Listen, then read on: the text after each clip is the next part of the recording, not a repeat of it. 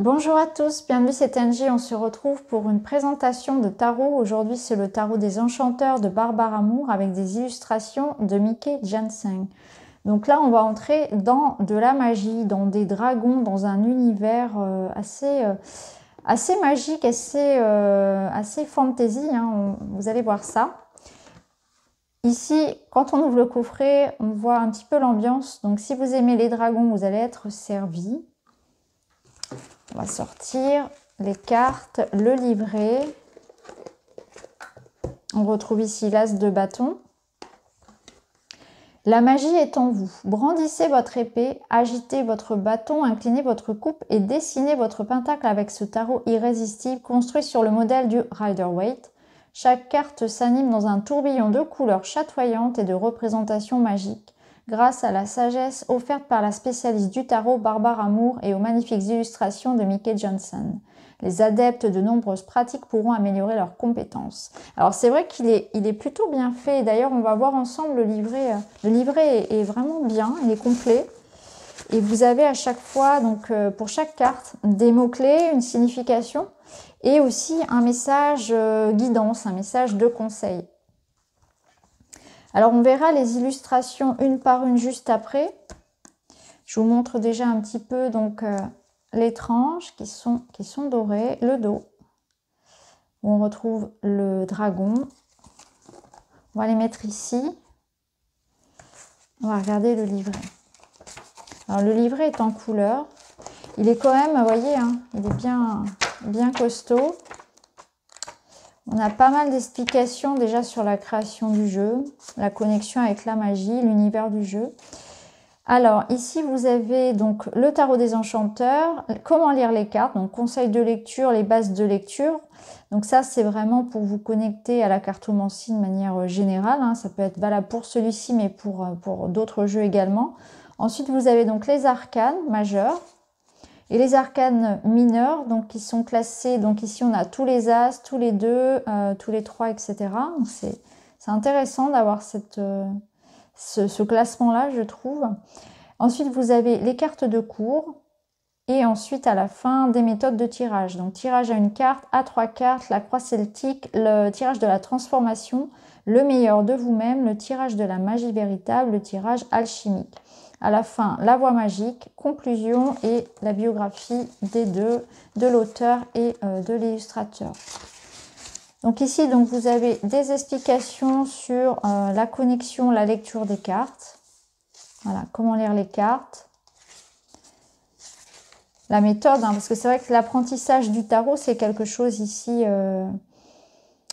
c'est quelque chose de complet, en fait, de très long.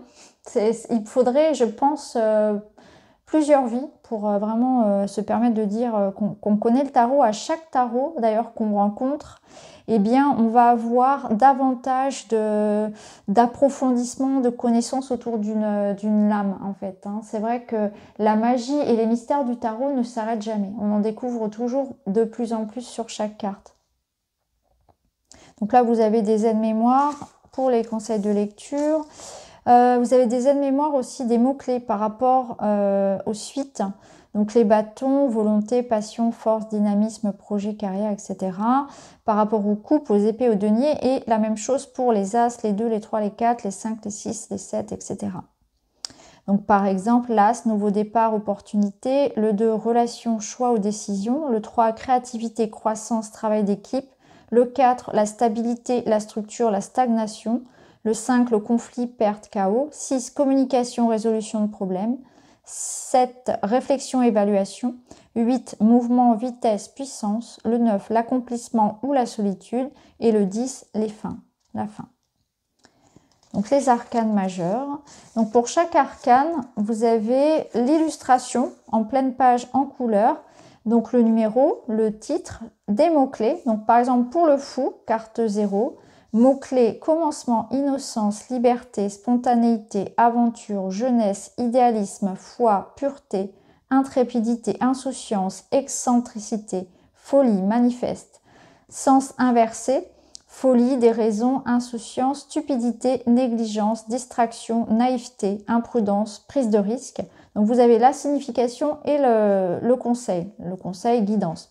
Donc signification, vous êtes à la croisée des chemins, confronté à une prise de décision. Si le choix est simple, faut-il ou non franchir le cap? La décision est complexe. Vous ignorez ce qui vous attend et vous n'avez peut-être pas une idée précise de l'endroit où vous voulez aller, mais vous ne pouvez nier ni votre envie, ni votre curiosité, ni la magie que ce possible pourrait engendrer si vous étiez assez courageux pour sauter le pas.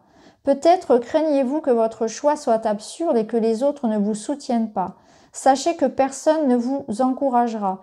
Si vous voulez plonger, la décision en incombera à vous seul.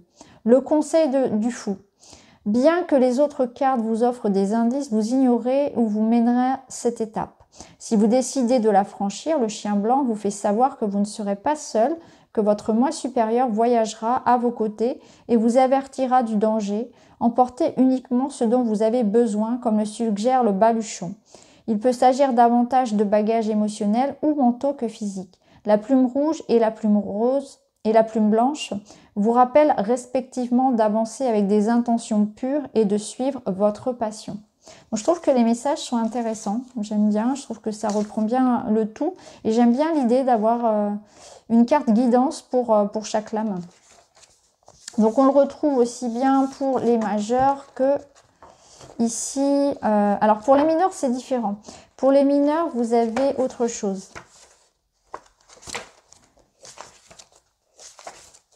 Donc pour les mineurs, vous avez déjà une première page pour expliquer un petit peu ce que sont les As, etc. Ce que sont les 1, etc., les 2, etc. Donc c'est un peu la page de présentation.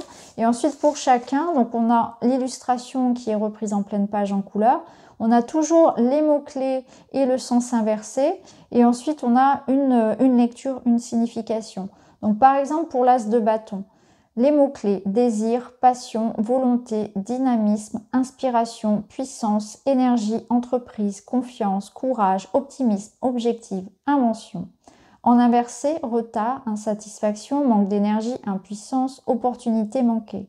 Les bâtons représentent le feu, la volonté, la passion, le courage, le dynamisme, la carrière, les projets, les objectifs, les désirs et l'action.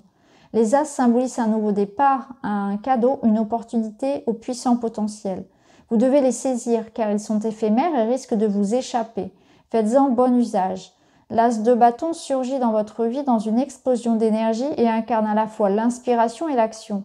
Si vous envisagez de réaliser quelque chose, il est intime d'agir vite. Votre volonté est le point de départ de toute action et de toute magie.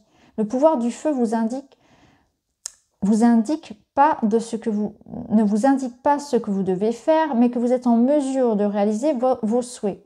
Si vous vous sentez prisonnier, l'As de bâton vous suggère d'agir, peu importe la manière, afin de canaliser l'énergie qui vous est offerte.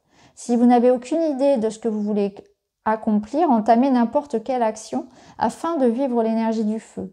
Véritable cadeau, seul ce choix peut enflammer votre passion et vous aider à trouver votre voie. Donc on retrouve la même chose pour chacun des As, etc. J'aime beaucoup d'ailleurs au passage l'As de coupe. J'aime beaucoup de manière générale, vous allez le voir juste après les illustrations. J'aime beaucoup. J'aime beaucoup. Alors pour les mineurs, à chaque fois on comprend bien en fait l'information de la carte. On est bien dans l'énergie de la carte. Donc pour les personnes qui débutent, il est plutôt recommandé. Et d'ailleurs je trouve que le livret est très bien aussi hein, pour débuter le tarot. Pour l'apprendre, il est plutôt bien. Alors à la fin, vous avez des tirages, des méthodes de tirage. Donc le tirage en 3 cartes, donc passé, présent, futur, choix A, choix B, facteur déterminant, ce que vous possédez, ce dont vous avez besoin, ce que vous désirez, problème, cause, solution, situation, action, résultat, force, faiblesse, conseil, corps, âme, esprit, commencez, arrêtez, continuez, vous, votre relation, votre partenaire. Vous avez le tirage en une carte pour une question. La croix celtique, donc en 10 cartes. La transformation, ce qui est prêt à évoluer, comment le nourrir spirituellement, comment le nourrir émotionnellement, comment le nourrir intellectuellement, comment le nourrir physiquement. Donc en 5 cartes. Le meilleur de vous-même en 5 cartes. Objectif, sur quoi vous concentrer, la prochaine étape de votre progression. Le défi, la nature du défi actuel. La force, votre force la plus utile. Faiblesse, ce que vous devez minimiser ou éviter. Conseil, comment utiliser vos forces pour compenser votre faiblesse et surmonter le défi avec succès. Plutôt bien celui-ci, hein, pour quand on ne sait pas trop comment agir. Ensuite, vous avez donc le tirage de la magie véritable. Donc ici, on a 9 cartes, en 9 cartes.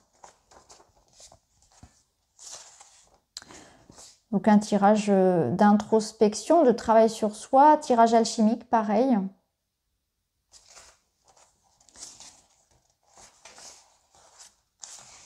Et la voie magique. Donc là, c'est une réflexion en fait sur l'utilisation du jeu. Et une réflexion aussi par rapport au voyage de l'âme, je pense que c'est ça. C'est le voyage de l'âme qui se fait au travers des différentes arcanes. Voilà. Et après, vous avez une conclusion, l'auteur et l'illustratrice. Voilà. Donc voilà pour le tarot des enchanteurs. Donc maintenant, on va passer aux cartes.